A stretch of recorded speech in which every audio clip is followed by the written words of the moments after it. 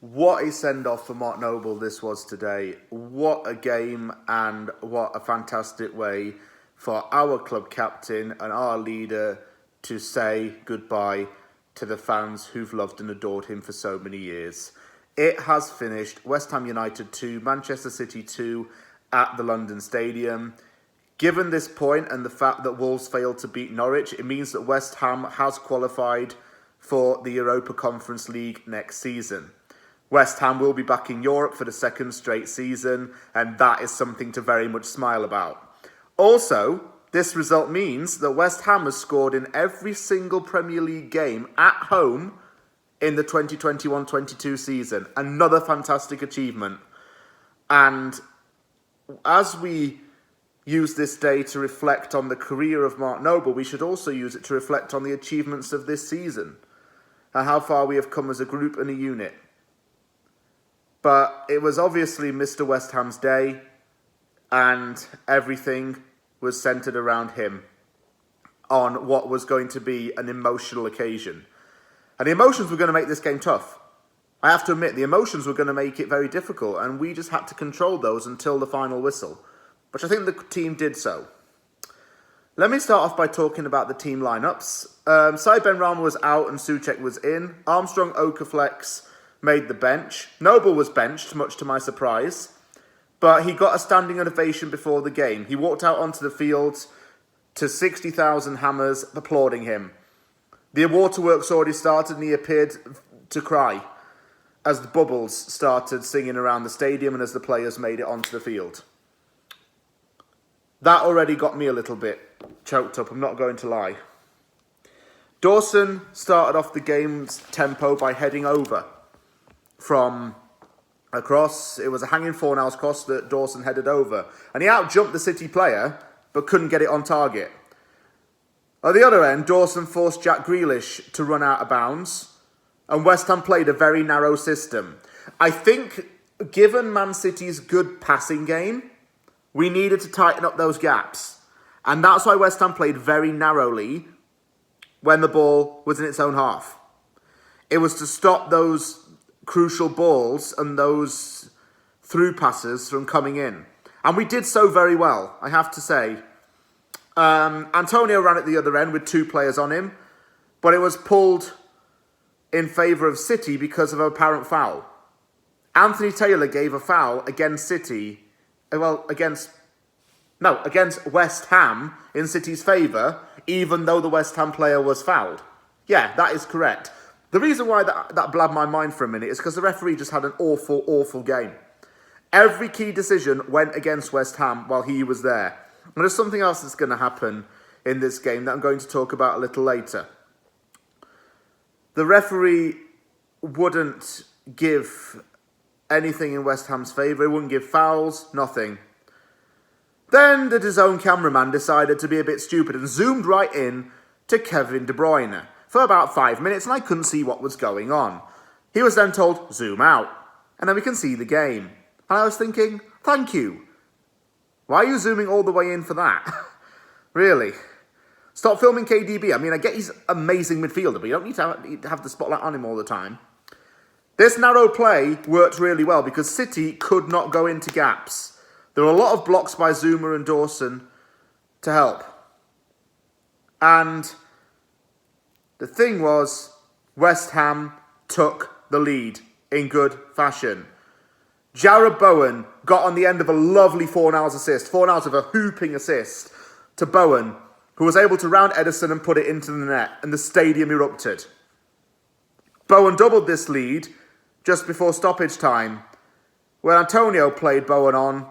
Zinchenko narrowly played Bowen on, actually, and there was no really trying to get him offside. Bowen escaped that offside trap, managed to get into the box and fire it past Ederson into the bottom right corner rather. West Ham were 2-0 up at half time. Liverpool fans are rubbing their hands at this point and absolutely in dreamland. West Ham fans were dreaming of 6th place because that looked mathematically achievable at this point. In the second half, things didn't start off too well when Jack Grealish got a goal back for City. He loves scoring against us, doesn't he?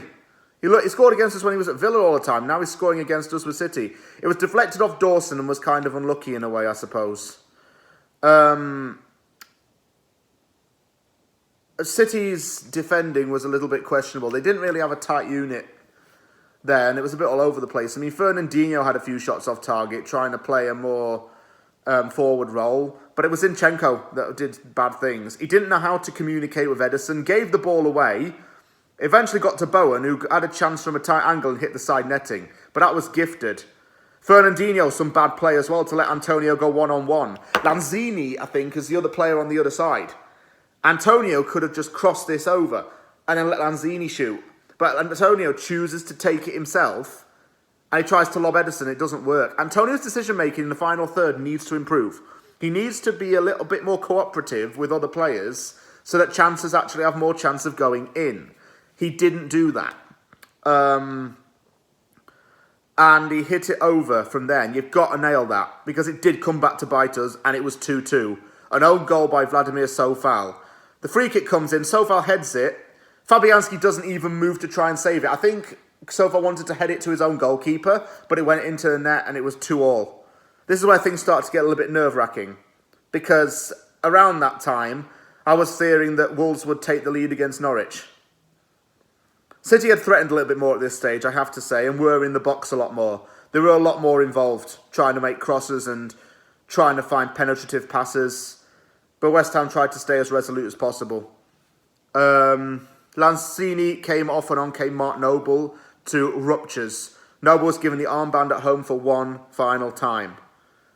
Fernandinho again off target. He had a lot of shots at goal.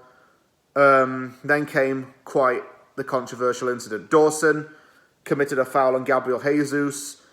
It is definitely a stonewall penalty, but Anthony Taylor wanted to go to VAR and take a look at it. It was given. And Riyad Mahrez was stepping up against Lucas Fabianski. Mahrez slowly ran up, struck it to the right, and Fabianski saved it. And it was cleared out for a corner. That will be a defining moment in this season, if you ask me. That could be a very pinnacle point in the season, especially if you're a Liverpool fan. That penalty miss could be make or break as far as the title hopes are concerned for Manchester City. That's what it meant. And Fabianski denied Mahrez from the spot. My soon-to-be former club captain would never take a penalty like that. He'd smash it in. He wouldn't just step up and hesitate and do all of this. Chip it. Nah, he'd smack it. Just saying. Some substitutions were used to run down the clock. Fornals came off for Johnson. Antonio came off for Yarmolenko in what's going to be Yarmolenko's last home game for West Ham. He's been released over the summer. And it finished 2-2 at the end of the game. Fans all stayed in the stadium to listen to Mark Noble's farewell speech. A video was placed on the screen with the tune of Fatboy Slim's Praise You. I gotta praise you like I should. And Noble entered the field with his children to applause. His son was looking really emotional and Mark was trying to hold back the tears. But don't worry about crying.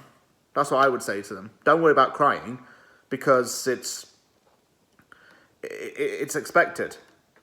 Guardiola even said that Mark Noble is one of the last few players to have that kind of commitment to a club. Noble gave some very important quotes in his speech. He says, "I'm happy to be here with my family, and by that I mean 60,000 supporters." Then he said, while holding back the tears, "I hope that in the last 18 years, I did you proud." And you definitely did us proud, but you didn't do only us proud. You did your family proud, you did yourself proud, you did your wife and children proud, you're an excellent role model to everybody, and you did Hammers before you proud. So Bobby would look down on you and beam with pride.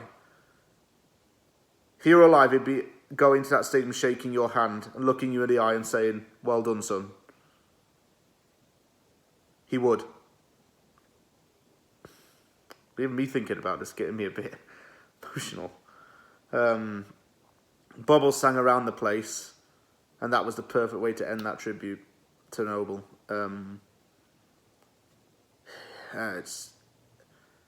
I don't know what now. I don't know where he goes from here, but one thing's for sure. I don't think this is a goodbye. I think it's a see you soon. He'll come back to this club in one way or another. He can't.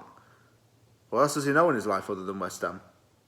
Nothing. He can't do another job. All he knows is West Ham. He's going to be back. He's going to be back. But for now, he's got to do his family business and look after his wife and kids. And at the end of the game, players signed autographs and spoke to fans. And gave away some signed memorabilia. But it's a great day, a really lovely day. I think a good result, good performance, I think, overall, and a very special way to say goodbye to Mark Noble. We will miss him dearly. Thank you very much for watching Aftermath. If you liked the video, give it a big thumbs up. Don't forget to subscribe for more content. Comment below what you think. I welcome all comments on my videos. Take care, everybody, and I will see you all soon.